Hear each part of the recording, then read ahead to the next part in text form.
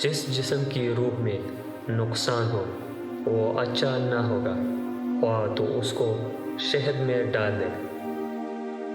خواہشات سوئے ہوئے کتے کی طرح ہے، ان کے اندر خیر اور شر پوشیدہ ہے۔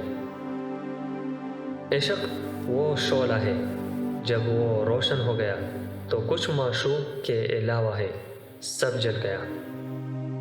میں ایک ایک کر کے اپنے پر نوچتا ہوں تاکہ کوئی منحوس مجھے جال میں نہ پھانسے۔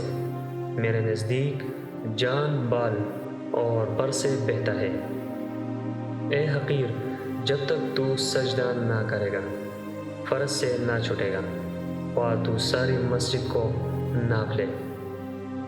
تو کوے کی طرح نجاست پر عاشق ہے، تیرے دماغ میں مشک کی خوشبو نہیں آتی۔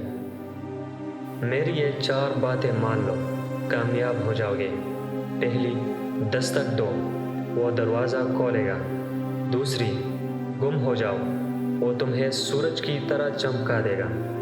تیسری، گر جاؤ، وہ تمہیں آسمان تک بلند کر دے گا۔ چوتھی، فنا ہو جاؤ، وہ تمہیں لافانی کر دے گا۔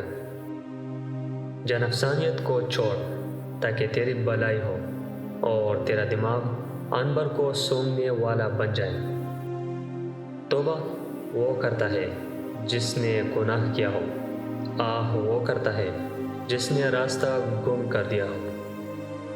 خبردار ایسا نہ بن جیسے طوطیوں کے سامنے شکر، بلکہ زہر بن اور نقصان سے محفوظ ہو جا۔